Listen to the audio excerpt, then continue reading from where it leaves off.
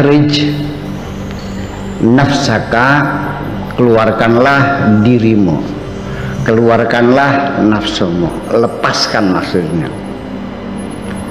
Wal khalqa, dan makhluk sesamamu semuanya, keluarkan semuanya, buang. Min qalbika, dari dalam hatimu. Jangan disimpan, jangan dirawati, jangan diimbuh dalam hati, udah buang semuanya itu. Kosongkan hatimu dari apapun, ya, termasuk nafsumu juga dan sesama kamu semuanya.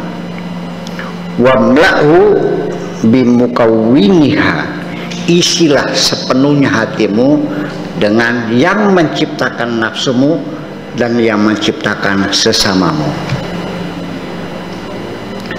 Buang semua nafsumu, buang semua makhluk Allah ini, isilah hatimu sepenuhnya dengan sang penciptanya, yaitu Allah Subhanahu wa ta'ala. Hatta yaridu ilaika takwin, sampai terjadilah penciptaan itu. Hada syai'un, mahada syai'un, ini adalah bukan sesuatu. Yaji'u bisyamin nahari wa qiyamil lail, ini tidak datang serta-merta hanya melalui puasa dan bangun tengah malam, tidak. Untuk mengosongkan hatimu dari semua makhluk Allah itu tidak datang begitu saja, tidak tercipta begitu saja dengan mudah melalui cara puasa dan bangun tengah malam. Lakin bitaharatil qulubi, tapi dengan pembersihan hati, dengan pensucian hati, kembali kepada kita memperbaiki hati kita, ya, supaya hati kita suci. Wasafail asrar, dan kejernihan palung hati kita, sir kita, hati kita. Karena nanti hati dan sir, qalbun, al-qalbu dan asir itu dua hal berbeda. Saya mencoba berkali-kali untuk menerjemahkan dalam bahasa Indonesianya. Asir itu palung hati, artinya bagian terdalam yang ada di dalam hati yang tidak bisa diungkap, yang tidak bisa diketahui, yang tidak bisa diintip oleh siapapun. Sekalipun malaikat pun tidak akan bisa mengintip sir kita. Yang tahu sir kita hanya Allah Subhanahu wa ta'ala dan diri kita sendiri. An ba'dihim rahmatullah alaihi, ada orang yang bercerita, annahu qala, dia mengatakan, asyamu wal qiyamu khallun wa bakhlun alal ma'idah. Jadi puasa dan bangun tengah malam itu hanya merupakan makanan dan sayuran saja, ya, yang ada di meja makan. Puasa dan bangun tengah malam itu sama dengan kopi dan rokok. Saja kopi dan rokok di atas meja, hanya makanan dan lauk pauk. Wa ta'amu ghairuhuma, ya, tetapi makanan yang sesungguhnya adalah bukan itu. Makanan hati kita ini bukan itu, artinya bukan puasa dan sholat malam hari. Sidqun, itu benar. Huma awwalut ta'ami, huma kedua-duanya itu, mungkin maksudnya puasa dan sholat malam itu. Awwalut ta'ami, Itu makanan pertama. Di Eropa di sana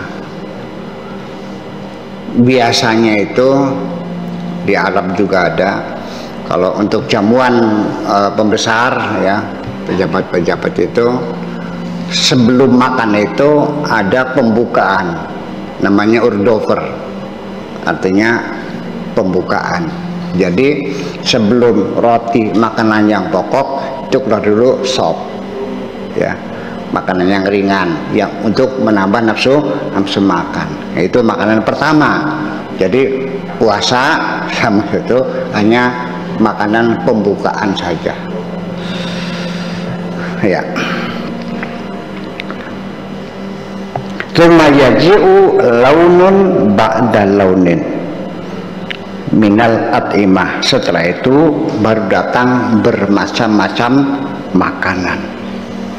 Baru datang satenya, baru datang kotletnya, baru datang rotinya, atau spaghettinya, atau makaroninya, dan sebagainya. Jadi sebagai makanan pertama yang diberikan sebelum makanan utama, itu namanya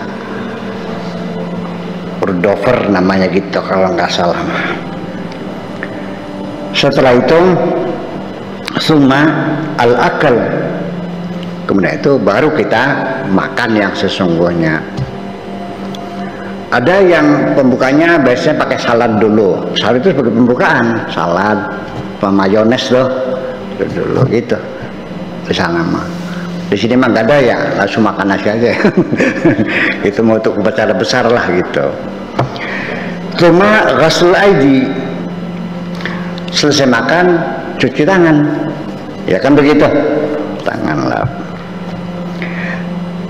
Summa yaji'u liqa Allah azza wa jalla. Baru setelah cuci tangan bersih, sudah makan kenyang, baru di situ Anda diperkenankan untuk bertemu dengan Allah. Ya, satu gambaran itu sih, ilustrasinya seperti itulah supaya kita paham dulu. Summa al-khala wal iqta, bukan ifta ya, wal iqta wal imarat wal niyabah wa taslimul bilad wal qila.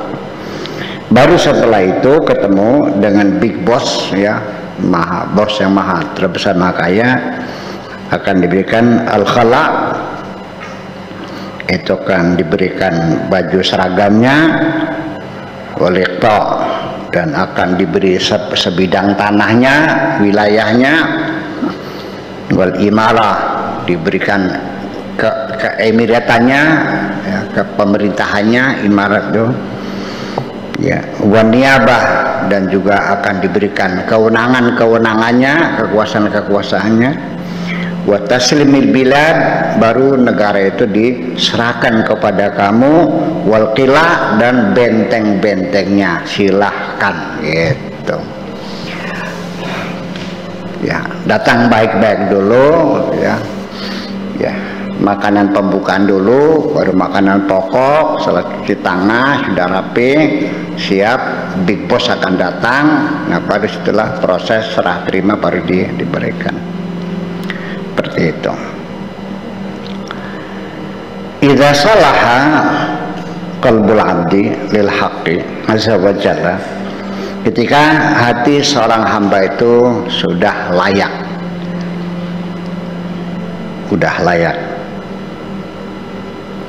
artinya kelayakan hati itu ya baik, hatinya mulia, tulus ya, ada kesetiaan ya. Ya kalau kita di pemerintahan ya, untuk pendidikan terakhir untuk para decision maker itu namanya lemhanas lah. Gitu. Iya dong, penting sekali. Ada pelatihan dulu ya, ya diklat dulu ya. Kalau kelasnya kabin jadi diklat lah. Kalau jenderal ya lemhanas dulu. Ya kalau orang dari kolonel mau ke jenderal itu mesti ikut lemhanas dulu ya, menjadi gubernur segala macam dan sebagainya itu. Wa tamakkana min qurbihi, dan dia sudah mapan, kedekatannya dengan Tuhan sudah mapan, sudah stabil.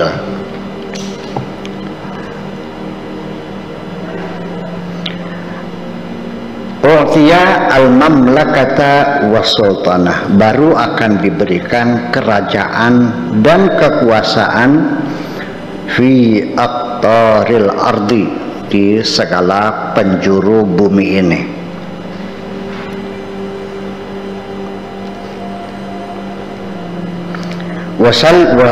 Atau wasulima ilaihi nasrud da'wati, atau wasalama juga boleh, fa'ilnya adalah dhamir musatar jawazan takdiru ila lafzul jalalah, atau wasulima ilaihi, dan akan diserahkan kepadanya nasrud da'wati minal khalqi, baru akan diberikan surat tugas untuk berdakwah.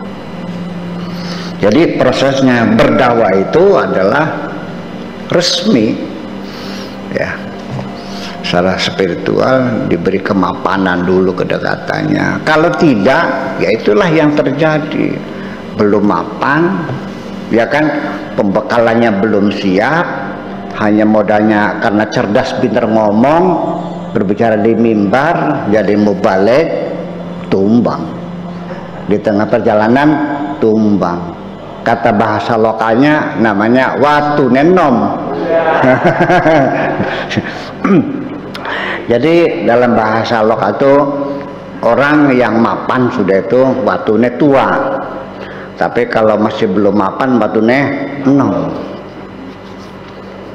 Ini mitos ya, tapi saya nggak apa-apa lah gitu.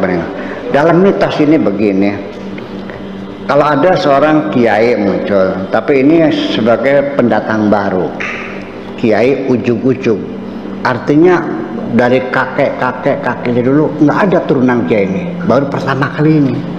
Bapaknya pedagang biasa, kakeknya ya petani biasa. Itu dikenalnya batunya masih muda, artinya tidak bertahan. Biasanya ya kena skandal, kena kasus macam-macam itu, tangkap KPK gitu. Iya kan gitu. Nah, tetapi beda kalau memang dia ada garis turun, namanya trah. Trah ini juga sebetulnya mitos juga sih sebetulnya mah. Ya, kalau kita bertuhan itu hanya mitos gitu.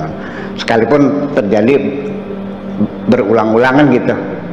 Trah itu kan garis darah ulang itu. Kalau dia itu memang bapaknya kiai, kakeknya kiai, kakeknya lagi kiai lagi, nah namanya batunya tua gitu. Nah, biasanya lebih itu mitos ini mah ya, benernya. Tolong jangan itu mitos saja.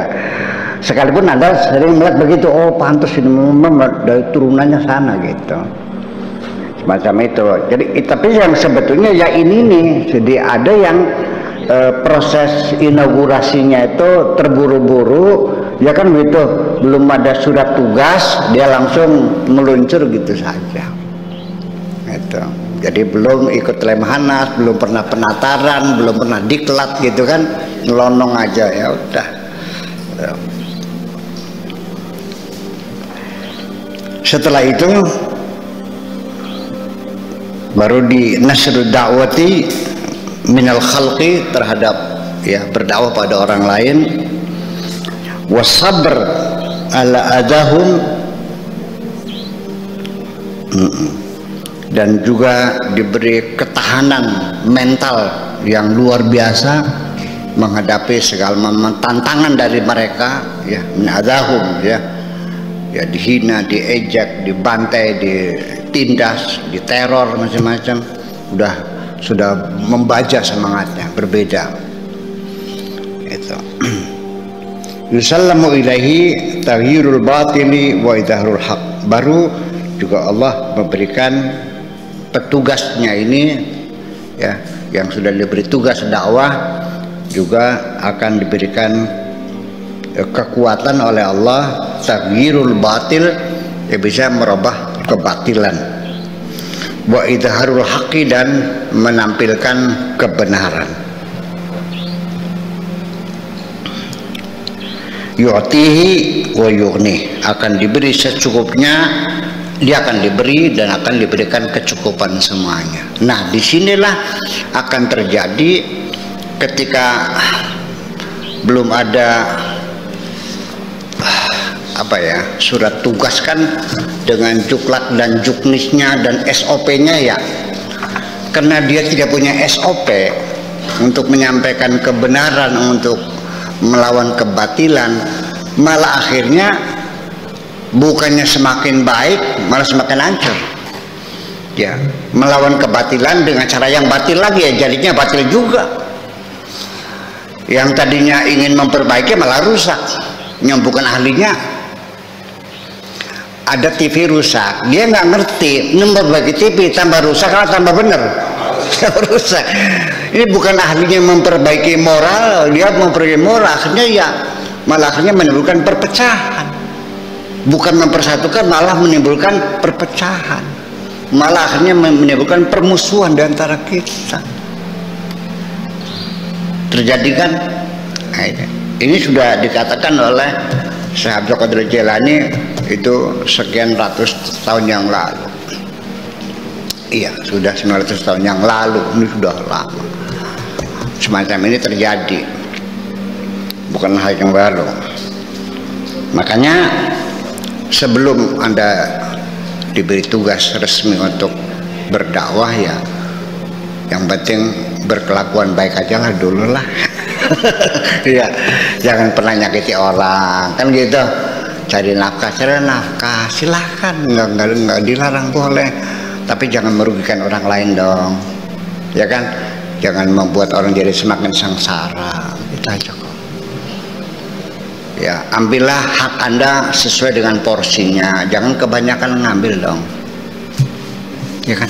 Itu aja kok. Sampai mendetail ya, kita hidup baik-baik saja. Kita sebagai bos punya perusahaan, itu aturannya gimana, yang benar gimana.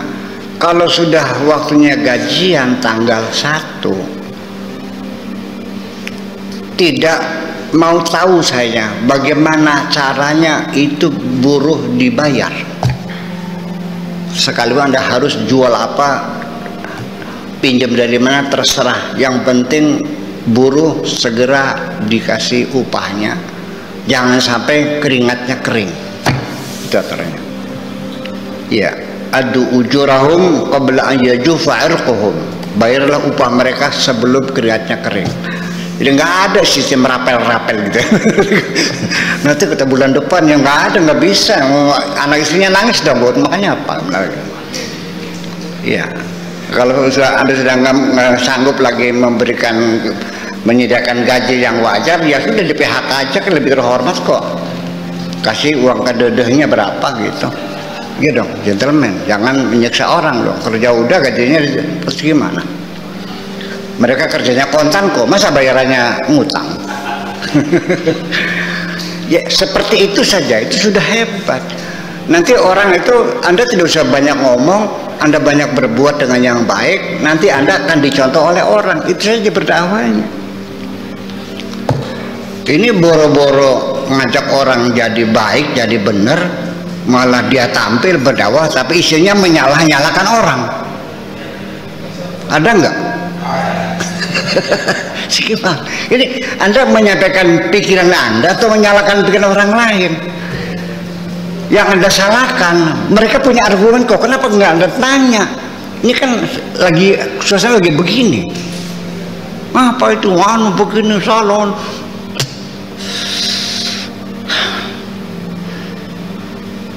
Ya itu belum siap untuk berdakwah, menduga dia sudah siap. Ada orang belum paham tapi dia menduga sudah paham. Nah kalau begitu tuh istilahnya namanya seperti katak dalam porong. Durung sugi perang sane. di daerah Junti. Jadi teman ya Junti. Pak Camat ini punya sahabat 2,5 hektar, rasanya paling kaya sendiri. Wah, petang gitu. Siapa lawan aku? Begitu ke Los Angeles gitu kan, tukang kebunnya rumahnya Michael Jackson.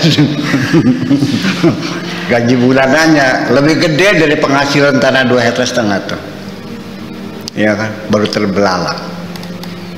Seperti saya juga pernah terbelalak dari hidup di kampung di Kertasmaya, nggak ada listrik, nggak ada jalan aspal, ya kan. Kalau malam juga suara berdentung tung tet gitu tuh, pakai lampu cempor. Keluar negeri, lihat London, ya Allah, lihat kota London.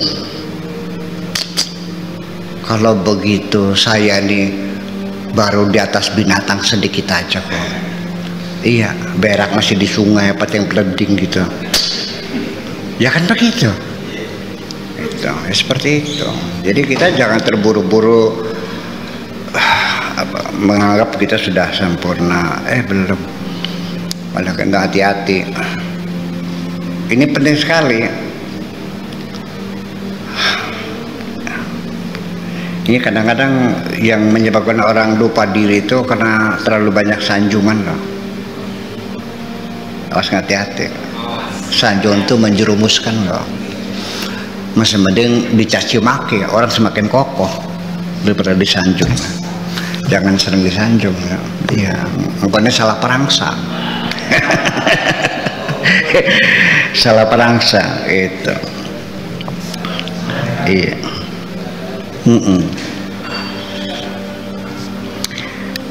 Li'annahu idza a'ta aghna.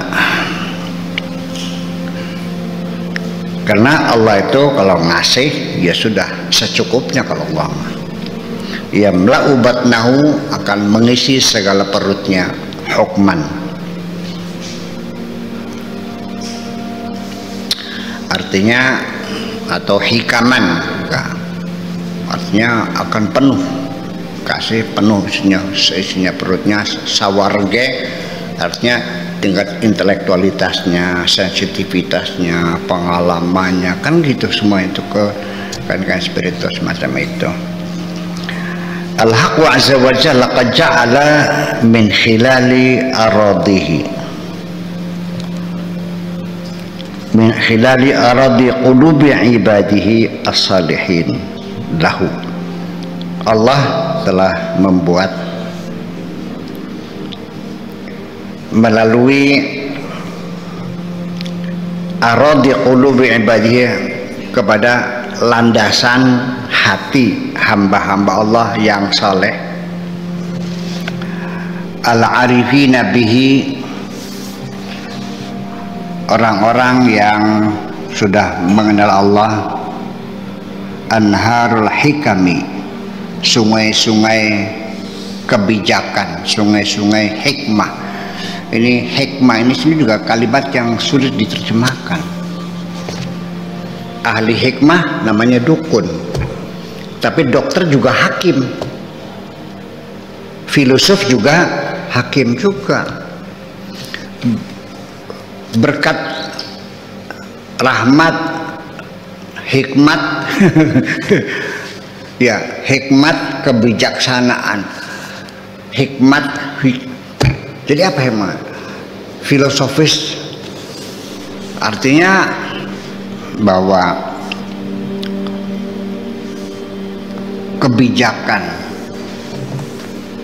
kebijaksanaan, bukan kebijakan, kebijaksanaan, kearifan, kejeniusan, kecerdasan dan sebagainya, itu ibaratkannya anhar, mengalir ya. Kalau berbicara dia meluncur seperti air bah ya, nggak itu. Ada di Indonesia orang yang kalau ngomong seperti air bah, namanya Zainuddin MZ. Iya. Saya mulai tahun berapa ya waktu di Subang tuh, 93 lah barangkali ya. Di Sungai Cilamatan, Cileleh, saya bawa radio. Habis itu saya setel. Ini orang kok ceramahnya enak banget nih. Siapa namanya? Saya nanya sama orang ini. Ini sama-sama. Oh, ini namanya Kiai Haji Zainuddin MZ. Saya doakan mudah-mudahan beliau akan menjadi tokoh besar.